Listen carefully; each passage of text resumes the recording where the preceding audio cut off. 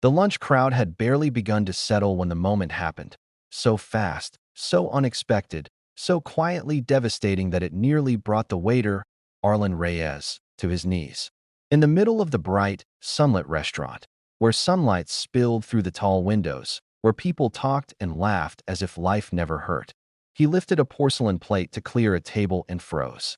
There, in the little square where a tip should have been, where hope usually waited for him in the form of a few crumpled bills, lay nothing. Not a dollar. Not even a coin. Just an empty space that stung more than an insult. A billionaire had dined there. Everyone knew him. Crisp gray suit, expensive watch, a face seen on billboards across town. And he had left Arlen a tip of 0. Arlen's hand trembled, not because of the money itself, but because he needed it, today more than ever. Rent was behind. His son's school fee was still unpaid. His second job had cut hours again. And now this. If you believe in kindness, second chances, and stories that remind us humanity is still alive in this world, please like, comment, share, and subscribe to Good Deed Stories.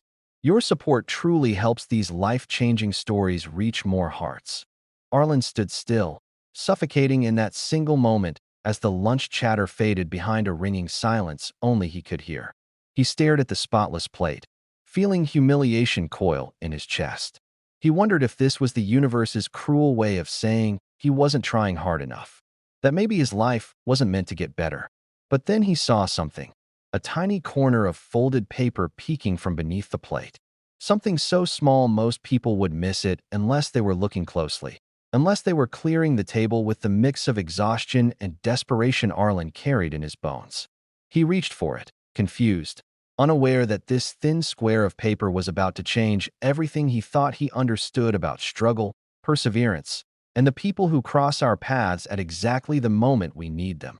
Before he ever found that note, Arlen had already lived 1,000 battles. The midday sun streamed across the restaurant's hardwood floors as he moved table to table, trying to smile even though his heart felt too heavy. He had been a single father since his wife, Marin, passed away 3 years earlier. She had been the kind of woman who carried joy the way others carried breath, effortlessly, naturally, generously. Losing her had been a crack in his soul that no amount of sweeping or serving or surviving could fully mend. But he tried because of Milo, their 8-year-old boy with sky-colored eyes and dreams too big for the small world they were living in.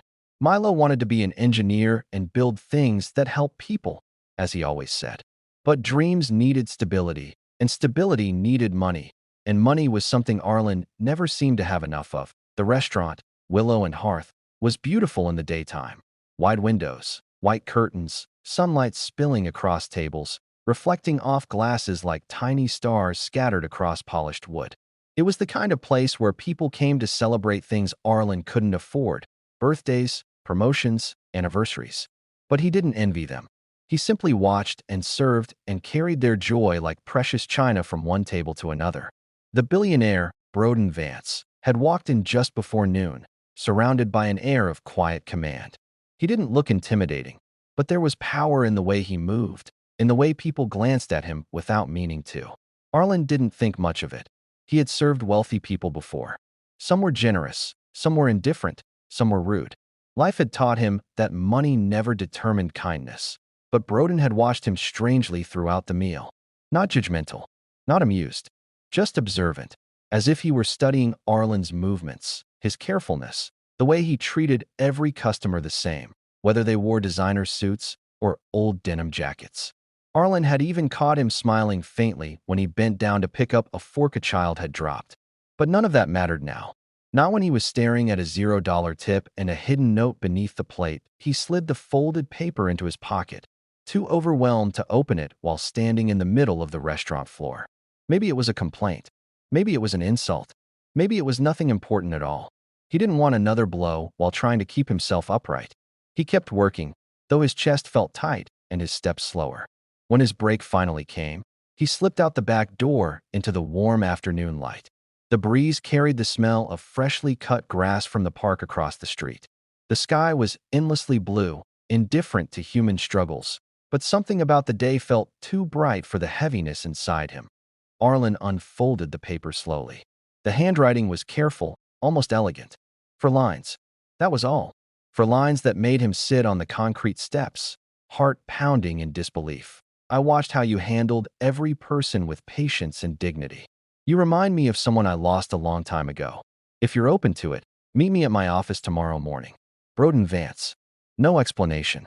No details. No promise. But there was a card attached, an address written in neat ink. Arlen stared at it, the sunlight blurring the edges of his vision. Why would a billionaire ask him to come to his office? Why leave no tip, but leave this? Why him? He was just a waiter. Just a father trying to keep his son afloat. Fear and hope twisted together in his stomach, each fighting for space. He didn't want to be foolish, didn't want to believe in miracles only to find disappointment waiting for him like another empty plate. But something inside him whispered that maybe, just maybe, not all hope was cruel. That night, after picking up Milo from his neighbor's apartment, he cooked pasta, helped with homework, and tucked his son into bed. Milo fell asleep with his arms wrapped around the stuffed bear his mother had given him during her final month. Arlen watched him breathe, soft and steady, unaware of the world's sharp edges. He wished he could give him the life he deserved. He wished he could be more than a man constantly running behind bills and broken dreams. The next morning arrived warm and bright, the sun painting golden stripes on the kitchen wall as Arlen prepared for the meeting. He didn't own fancy clothes, but he ironed his best shirt, polished his shoes, and walked to the bus stop with a mix of dread and trembling hope.